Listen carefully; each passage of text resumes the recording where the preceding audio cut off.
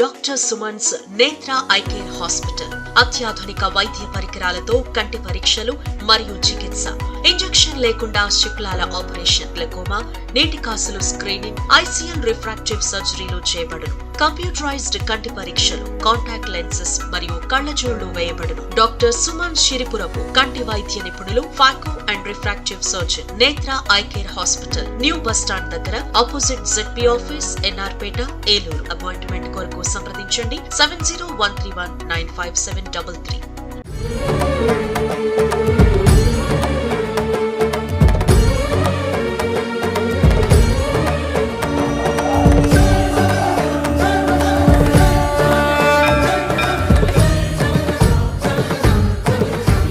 శ్రీలక్ష్మీ వల్లభారంభాం వికనోమని మధ్యమాం అస్మదాచార్యపర్యంతం వందే గురుపరంపరాం. శుక్లాంబరధరం విష్ణుం యశవర్ణం చతుర్భుజం ప్రసన్నవదనం ధ్యాయేత్ సర్వవిఘ్నోపశాంతయే. నారాయణం నమస్కృత్య నరం చైవ నరోత్తమం దేవీం సరస్వతీం వ్యాసం తతో జయముదీరయేత్. సర్వేభ్యో శ్రీ మహాభాగవతేభ్యో నమః. పరమాత్మ అనుగ్రహం చేత అపూర్వమైనటువంటి కార్తీక పురాణాన్ని మనందరం కూడా శ్రవణం చేస్తున్నాం. ఈరోజు 11/11/2025 అంటే ఏకోన వింశోధ్యాయ. ఏకోన వింశోధ్యాయ అంటే 21వ అధ్యాయంలోకి మనం వచ్చాం. వశిష్ఠుడు జనక మహారాజా, నీకు కార్తీక మాసం వైభవం చెప్పాలంటే ఒక అద్భుతమైన చరిత్ర చెప్పాడు ఆయన. పురంజనోపాఖ్యానం అని ఒక విశేషమైన కథ ఉన్నది. కార్తీక మాసం ఎంత గొప్పదో, కార్తీక మాస వైభవం చేత, కార్తీక మాసం యొక్క వ్రత ఫలితం చేత పురంజయుడు ఎలా తన జీవితంలో అన్ని ఒడిదొడుకులు ఎదుర్కొన్నాడు, ఎలా అపజయాలు పాలయ్యాడు, ఎలా కష్టాలు అనుభవించాడు, ఇవన్నీ చూసి అతని జీవితాన్ని జాగ్రత్తగా పరిశీలిస్తామంతా కూడా అసలు అద్భుతంగా, అసలు కార్తీక మాస వైభవం ఎంత గొప్పదో, అలాగే మానవుడికి దైవబలం ఎంత గొప్పదో. అన్నీ నేనే చేసుకుంటా అంటే అయ్యే పని కాదు. మానవుడి ఈ లోకంలో ఏది సాధించాలన్నప్పటికీ కూడా అన్నిటికీ కూడా దైవబలం ఉండాలి, ఉంటుంది కూడా. అంటే కొంతమంది గ్రహించగలరు, కొంతమంది గ్రహించలేదు, అంతే. కొంతమంది తెలియదు. కొంతమంది ఏమనుకుంటారంటే అన్నీ నేనేమనుకుంటాడు వాడు, ఇదంతా నా స్వప్రయోజనం అండి, నేనే చేసే ఇదంతా కూడా, నాకున్న ఇది ఐశ్వర్యము, సంపద, అధికారం ఇవన్నీ నాకు వచ్చాయి అనుకుంటాడు తప్ప ఇవన్నీ పరమాత్మ అనుగ్రహంతో వచ్చాయి, నిజం కాదు, శాశ్వతం కాదు. కాబట్టి ఇవేవి నావి కాదు అని ఎప్పుడైతే యథార్థ స్థితిలో ఉంటాడో అప్పుడు మానవుడు ఈనాడు దుఃఖాన్ని పొందు. పోయినప్పుడు బాధపడతాడు, మళ్ళీ ఉన్నప్పుడు బాగా మా అధికారం ఉంది కదా అని బాగా మదించాడు అనుకోండి, అధికారం పోయింది ఆవిడ కనిపించదు. అధికారం ఉన్నప్పుడు అందరితో మంచిగా ఉండడం, అందరితో కలిసిమెలిసి ఉండడం. అధికారం లేనప్పుడు ఎలా ఉంటే అలా ఉండాలి, అంతేగాని అధికారం ఉంది కదా అని ఇష్టం ప్రవర్తిస్తే అధికారం పోయిన తర్వాత ఇంకెవడ అసలు పలకరించేవాడు ఉండడు. అసలు ఏదైనా సంపద పోయినా సరే, ఏది పోయినా మనిషి ఎప్పుడూ ఒకేలా ఉండాలి. చాలా గొప్ప స్థితి, స్థితప్రజ్ఞత అన్నాడు ఆయన. అంటే ఉంది అని మీ ఎగిసి పడకూడదు, అని లేదని బాధపడకూడదు, లేదని బాధ లేదు, రాలేదని చింత లేదు, లేదు లేదని వలదు బాధ వలదు. మనిషికి ఎప్పుడూ కూడా ఉందనో తెగమిడిసి పడిపోకూడదు. ఇంకా నా అంత వాడలే చెప్పి అందరినీ ఇంకా సాటి మనిషిని కూడా అమానుషంగా చూడడం, వాడిని అవమానించడం, ఇక వాడేదో పురుగుని చూసి చూడడం, ఇవన్నీ మహాపాపాలని కూడా. మానవుడు ఎప్పుడూ కూడా తన మనిషిని ఇవేవి నిజము కాదు, పరమాత్మ అనుగ్రహమే శాశ్వతము అని ఒక యథార్థమైన స్థితిని ఎప్పుడు స్థితప్రజ్ఞ ఉన్నాడనమాట. దేని నుంచి కూడా ఇన్ఫ్లుయెన్స్ అవ్వకూడదు. నాకేమిటి అంతా అనుకోకూడదు. అనుకున్నాడు అనుకోండి, ఎప్పుడు ఇవన్నీ పోయాయి అనుకోండి, ఇవన్నీ పోయి ఏమిటి అంటాడు ఎక్కడి నుంచి. అలా ఏనాడు ఉండరాదు. మనిషిగా మానవత్వంతో అందరి పట్ల దయ కలిగి, అందరి పట్ల ప్రేమ కలిగి, మానవత్వంతో బతికేవాడు చాలా గొప్పవాడు. ఎప్పుడు ఒకేలా ఉంటాడు ఆయన. ఉన్నప్పుడు ఒకేలా ఉంటాడు, లేనప్పుడు ఒకేలా ఉంటాడు. స్థితప్రజ్ఞుడు అంటారు అటువంటి వాడిని. అది చాలా అరుదుగా ఉంటుంది. అది మహాత్ములకే సాధ్యమవుతుంది. సమాత్మ సుదుర్లభ, మహాత్ములకే సాధ్యమవుతుంది తప్ప అందరికీ సాధ్యం కాదు. అది చాలా సహజంగా ఈ లోకంలో స్థితి ఏమిటంటే, ఉన్నప్పుడు అధికారం ఉన్నప్పుడు, ధనం ఉన్నప్పుడు, ఇవన్నీ ఉన్నప్పుడు మనిషి తెగ ఎగిసిపడి ఇష్టం ప్రవర్తిస్తుంటాడు వాడు. ఇంకా అది పోయిన తర్వాత అప్పుడు అర్థమవుతుందన్నమాట. ఉన్నప్పుడు ఎలా ఉన్నాడో పోయినప్పుడు కూడా అలా ఉండొచ్చు. అది స్థితప్రజ్ఞత అంటే. కాబట్టి అటువంటి స్థితిని పొందడం చాలా గొప్ప విశేషమైన స్థితి.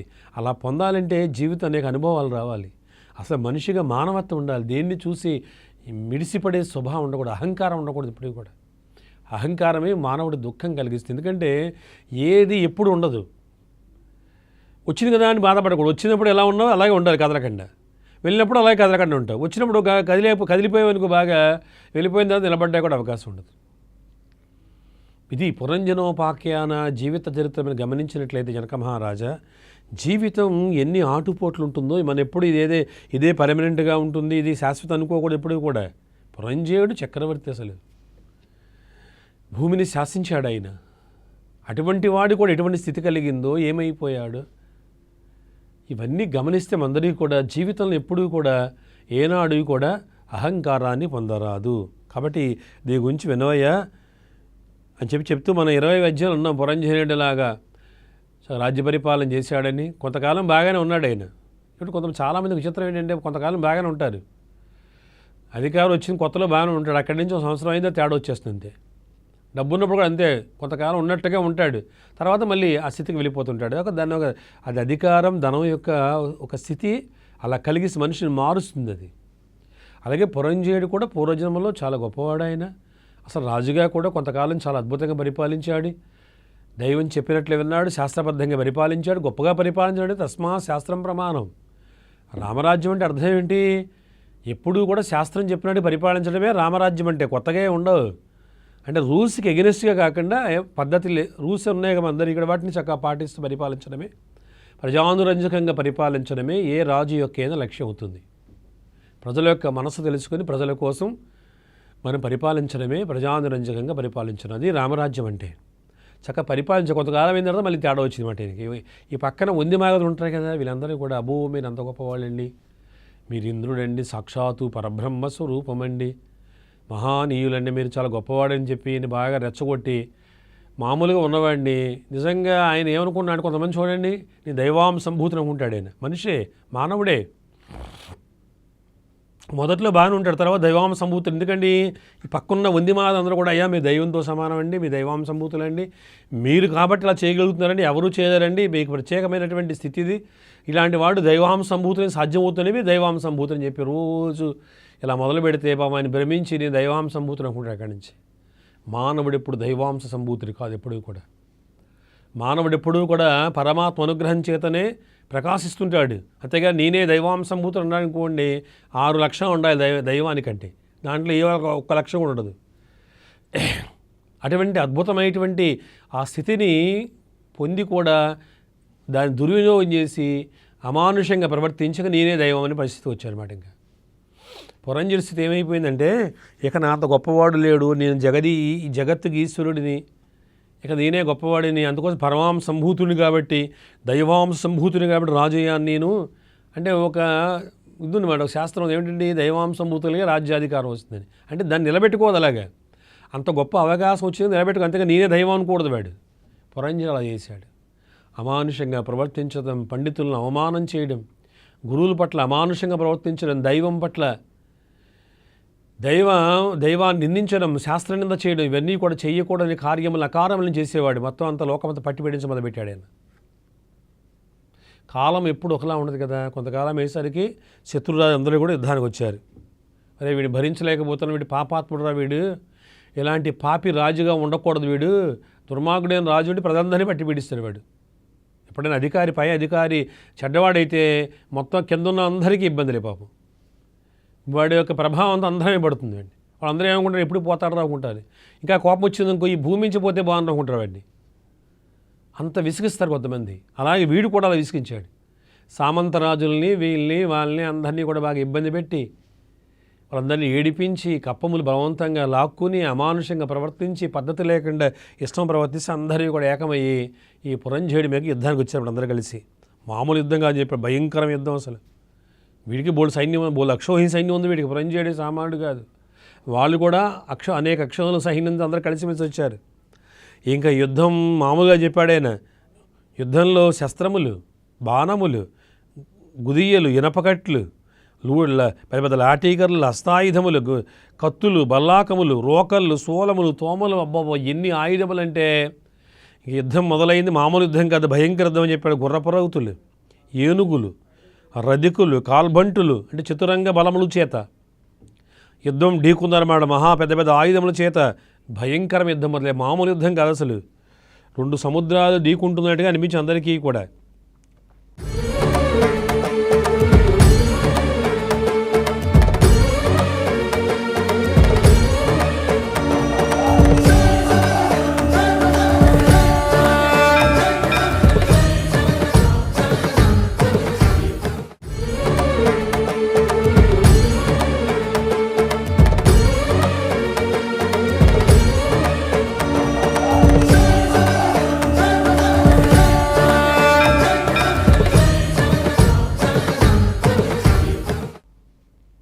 దీంట్లో కాంబోజ మహారాజు అందరికీ నాయకత్వం వహించారన్నమాట. ఆయన మంచి కవచం ధరించి పరాక్రమ సంపన్నుడై రథమెక్కి ధనుర్బాణములు ధరించారే. ఇటువంటి దుర్మార్గుడిని బతకనివ్వకూడదు అసలు. వీడిని ఏమైనా సరే మనం ప్రాణాలు పోయినా పర్వాలేదు, వీడిని మాత్రం రాజుగా ఉండడానికి వీలు చెప్పాడు. పురంజయుని ఉంచడానికి వీలేదు వీడిని అని చెప్పి అందరికీ కూడా కృతనిశ్చయులై చక్కగా వీళ్ళందరూ మంచి ఆయుధములు ధరించి అందరూ యుద్ధానికి వస్తే పురంజయుడు కూడా సామాన్యుడు కాదు కదా. ఆయన కూడా ఛత్రము, ధ్వజము, రథము ఇవన్నీ కూడా ఆయన కూడా ధరించి మంచి బాణముల చేత ఈ విధముగా యుద్ధరంగంలో ప్రవేశించారు. యుద్ధం ప్రారంభమైన కాంబోజరాజుకి పురంజయుడి మధ్య భయంకర యుద్ధం జరిగింది. జనక మహారాజా కాంబోజు అనేక బాణముల చేత ఆయనే బాణాలు ప్రయోగిస్తే ఈ మన పురంజయుడు ఏం చేయాలంటే ఛత్రాన్ని కొట్టాడు, రథసారథిని చంపాడు, గుర్రాలను చంపాడు, చివరికి ఆయనకి ఎదబడే చేశాడనమాట. అలా మొత్తం మీద కోపించాడు బాగా. అనేక మనకు బాణములు ప్రయోగించి ఆ కాంబోజరాజు కూడా సామాన్యుడు కదా, ఆయన కూడా కొట్టాడు ఈయనిచ్చుకుని. ఆయన్ని ముందే చేస్తారు, సారథను కొడతారన్నమాట. సారథను కొడతారు, గుర్రాలను కొడతారు, తర్వాత కింద పడిపోయేలా చేస్తారన్నమాట. అలాగే వేసాడికి బాగా కోపం వచ్చేసింది ఇంక పురంజయుడికి. క్రోధించి ఆయన పురంజయస్సు కోపాస మహేంద్రయువ భూపతికి, ఇంద్రుడికి ఎలా కోపం వస్తుందో అలాంటి కోపం వచ్చేసింది మాట ఈయన కూడా. అలా నారి బిగించి బ్రహ్మమంత్రములతో 10 బాణములు ప్రయోగించాడు పురంజయుడు. ఎవరి మీద? కాంబోజరాజు యొక్క హృదయం మీద కొట్టాడు ఆయన. 10 బాణాలతో కొట్టాడు ఆయన. ఈ బాణములన్నీ కూడా హృదయాన్ని ఛేదించాయి, బాగా దెబ్బలు తగిలాయి. కాంబోజరాజుకి చాలా అపారమైన పరాక్రమం కొట్టడం చేత గుచ్చుకున్నవన్నీ కూడా ధనుస్సు అంతా విరగొట్టాడు ఈయన అని చెప్పి ఈ విధముగా ఆయన ఏమన్నా అంటే, ఓరి పురంజయ, నువ్వు ఎన్ని బాణం కొట్టినా పర్వాలేదురా, పర్వాలేదు, ధనమందు ఆసక్తి కలిగినటువంటి వాడు దుర్మార్గుడు నువ్వు, నీలాంటి దుర్మార్గుడిని యుద్ధరంగంలో చంపకుండా వదిలిపెట్టని చెప్పి ఆయన కూడా కృతనిశ్చయుడే ఆ పురంజయుడి యొక్క మొత్తాన్నిటిని కూల్చి పురంజయుడి మీద అనేక రకమైన బాణాలతో కొట్టాడు ఆయన. కొట్టి ధనుస్సుని విరగొట్టాడు. మళ్ళీ విధంగా అనేక బాణముల చేత ఒకరు కొట్టుకున్నారు. ఒళ్ళంతా కూడా రక్తం సిక్తమైపోయారు ఇద్దరే కూడా. అలాగే చివరికి ఏమైందంటే కాంబోజరాజు ఏంటంటే, కాంబోజరాజు కవచం ఉన్నది కదా, కవచం ఉన్న వాళ్ళు బాణాలు కొట్టిన తగ్గట్లేదు ఆయనకి. అందుకోసం ఒక ప్రత్యేకమైన బాణంతో కాంబోజరాజు యొక్క కవచాన్ని చీల్చాడు పురంజయుడు.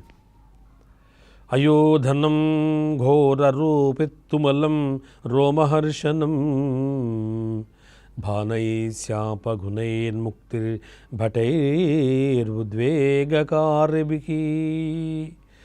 అసలు యుద్ధం భయంకరంగా ఉంది. యుద్ధం చాలా భుజాలు తెగిపోతున్నాయి, తలకాలు తెగిపోతున్నాయి, రక్తం ఏరులై ప్రవహిస్తుంది. ఆ ఏరులై తలకాయలు అలా వెళ్తుంటే నీటిలో ఏదో అలా కొట్టుకున్నట్టుగా తలకాయలు, శరీరాలు, ముక్కలు, శరీర భాగాలు కొట్టుకుపోతున్నాయి అన్నమాట. రక్తం ఏరులై ప్రవహిస్తుంటే దాంట్లో మానవ శరీరాలని ముక్కముక్కలుగా అలా కొట్టుకుపోతున్నాయి అన్నమాట. చూడు మనకి ఎలా ఇది వరద వస్తే ఇవన్నీ కొట్టుకుపోతుంటాయి, ఇవన్నీ కూడా అలా కొట్టుకుపోతున్నాయి అన్నమాట. ఇవన్నీ కూడా చాలా భయంకర యుద్ధం జరుగుతుంది. కాలుబంట్లు అతలయ్యారు. అలాగా ఏ బలంతో యుద్ధం చేస్తుంటే తొడలు తెగిపడ్డాయి, కంఠములు తెగిపడ్డాయి, బాణముల చేత వీళ్ళందరినీ కూడా గాయములు అనుభవించారు. ఆ నారీ బిగించి భయంకర యుద్ధం చేస్తున్నారు అందరికీ కూడా. ఇలా ఒకరి మించి ఒక యుద్ధం చేస్తూ అసలు ఎవడు గెలుస్తాడో ఎవడు ఓడిపోవడం అర్థం కావడం లేదు. యుద్ధం చాలా భయంకరంగా ఉంది. జనక మహారాజా పురంజయుడు ఓ పక్క, కాంబోజరాజు యొక్క సైన్యమంతా మరొక పక్క అందరూ కలిసి అనేక బాణములు ప్రయోగిస్తున్నారు. అనేకంగా నిష్ఠూరమైన మాటలు మాట్లాడుకుంటున్నారు. అరే యుద్ధరంగంలో చంపేస్తాను చూడరా, నువ్వు అల్పుడివి, నాతో యుద్ధం ఏమిటరా అని చెప్పి అనేక రకమైన మాటలతో ఒకరు నిందించుకుంటూ ఇలాగ మాటలు యుద్ధం చేస్తూ, మరో పక్క ఈ బాణములు యుద్ధం చేస్తూ ఒకరి మీద ఒక అనేక రకమైన బాణాలు ప్రయోగించి బాగా యుద్ధం జరుగుతుంది. ఆకాశం అంతా బాణాలు తిండిపోయింది మాట. దేవతలు ఆశ్చర్యపోయారు, ఇదేమిట్రా ఇంత యుద్ధం జరుగుతుంది భూలోకంలో, ఏమిటో చూడడానికి వచ్చారు వాళ్ళు. చూసి ఆశ్చర్యపోయారు, ఇంత భయంకరం యుద్ధం జరుగుతుంది. నిరంతరం చ బాణానాం వృష్టిరాసి ధనంగనే ఏవమన్యోన్యయోధనం శూరాణం చైవ సర్వతః. యుద్ధరంగంలో సూది కూడా దూరడానికి అవకాశం లేదన్నమాట. అంటే ఎన్ని బాణాలు ప్రయోగించి చూడండి అసలు. అటువంటి బాణ పరంపర వర్షము చేత సూర్యులు అలాగే భటులు అందరూ కూడా ఒక్కొక్కటి చంపుకుంటూ అనేక రకమైన అర్ధచంద్ర బాణాలు, ఇనపాలుగులు, ఖడ్గములు ఇవన్నీ ఒకరితో కొట్టుకుని అసలు భయంకర యుద్ధం జరుగుతుందన్నమాట. దేవతలు ఆశ్చర్యపోయారంటే ఆలోచించాను అసలు. ఇంత యుద్ధము, గుర్రపు రౌతులు గుర్రపులు చంపుతున్నారు, గజములు ఉన్నవాడు గజాలు చంపుకుంటున్నారు, అశ్వములతో ఉన్నవాడు అశ్వాలు చంపుకుంటున్నారు. ఇలాగ తొడలు, భుజములు, శిరస్సులు, అంగములు తెగి ఆ పడి అలా ప్రవహిస్తున్నాయి. ఓ జనక మహారాజా, ఆకాశమంతా మేఘాచ్యుతమై ఉన్నది, నదులు రక్తం ఏరులే ప్రవహించింది. ఇలా అందరూ కూడా ఆశ్చర్యచకిత యుద్ధం చూస్తుంటే అనేక మంది చాలామంది మరణిస్తున్నారు, వీరస్వర్గం పొందుతున్నారు. అందరూ కూడా యుద్ధరంగంలో మరణించే వారందరూ కూడా ఇంద్రుడి యొక్క విమానాలెక్కి వీరస్వర్గాన్ని పొందుతున్నారు. అందరికీ కూడా స్వర్గం పోయి చక్క హాయిగా అక్కడ ఉంటుందన్నమాట. ఇలాగా వీరస్వర్గాన్ని పొందేవాళ్ళు చాలామంది పొందుతున్నారు. ఇలా భయంకర యుద్ధం జరుగుతుంది. కాంబోజుని జయించాలంటే ఒరే మన యుద్ధంలో వాడిని ఏమైనా సరే పురంజను జయించాలని చెప్పి మంచి రణతంత్రాన్ని ప్రయోగించి ఈ విధముగా మొత్తం అందరూ ఏకమై ఒక్కసారిగా పురంజయుడి మీద పడ్డారు. పురంజయుడు కూడా సామాన్యుడుగా ఇద్దరు కలిపి అటు ఇటు భయంకర యుద్ధం జరిగింది. చివరికి కాంబోజరాజు చాలా క్రోధంతో యుద్ధం చేశాడు. ఏదేమైనా వీడు ఉంచకూడదు అనుకున్నాడు అంతే. యుద్ధరంగంలో ఇంకా పురంజయుడు అపజయం పాలేడు, ఇంకా చావక తప్పదని విషయంలో ఆడ మంత్రులు ఏం చేశారంటే ఆయన అక్కడిని తప్పించి తీసుకెళ్ళిపోయారన్నమాట. యుద్ధం భయంకరంగా జరిగి అందరూ మరణించాడు. కాంబోజరాజు మాత్రం యుద్ధభూమి నుంచి వదిలి వీళ్ళందరూ ఏం చేశారని ప్రత్యేకమైనటువంటి సైన్యం ఉంటుంది దానికి, special security for the king అని.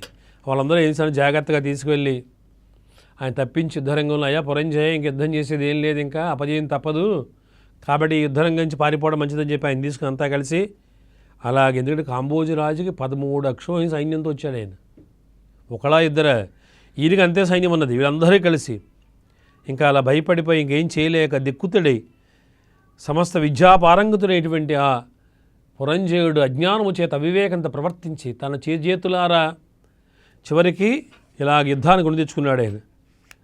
యుద్ధరంగంలో ఓడిపోయాడు. ఇంకా ఏం చేయడానికి అర్థం కాక ఈ విధంగా బయలుదేరి అరణ్యానికి పారిపోయాడు.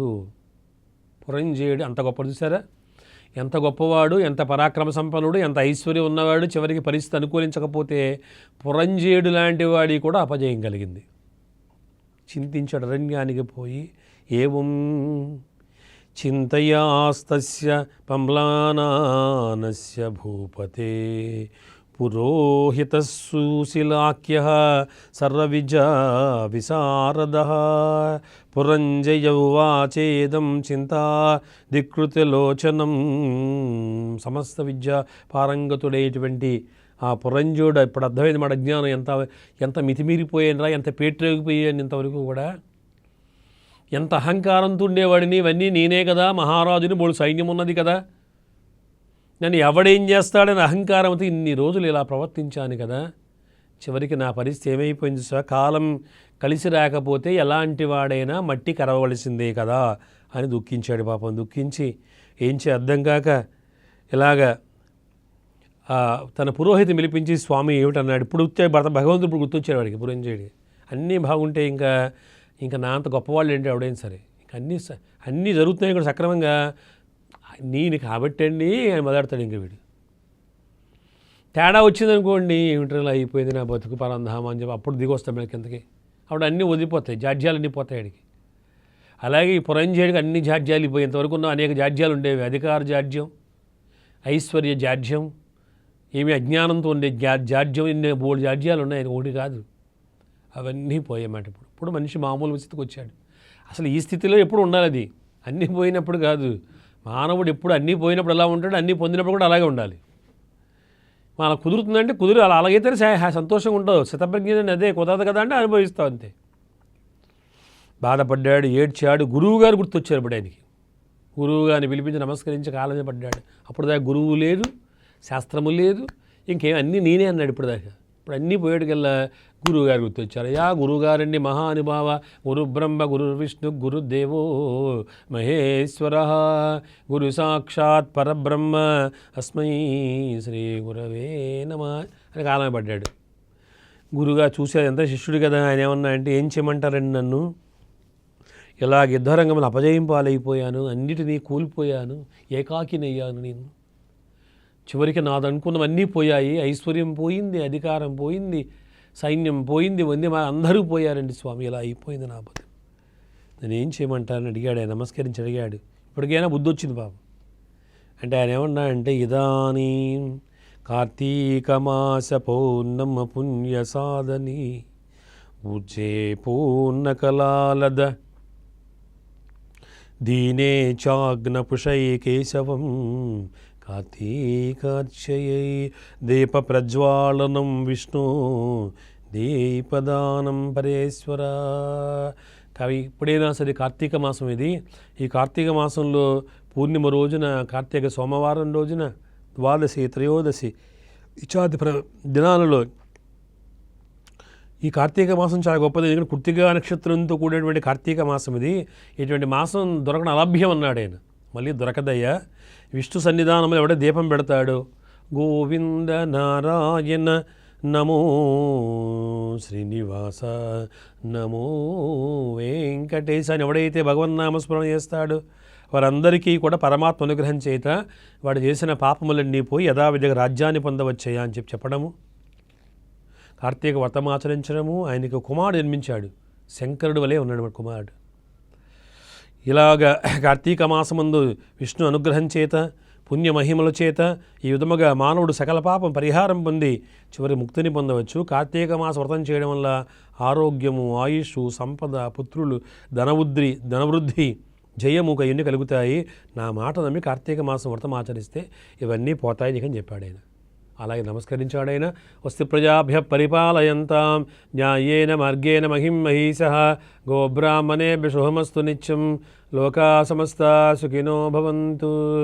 ఓం శాంతి శాంతి శాంతి. హరి ఓం తస్సత్.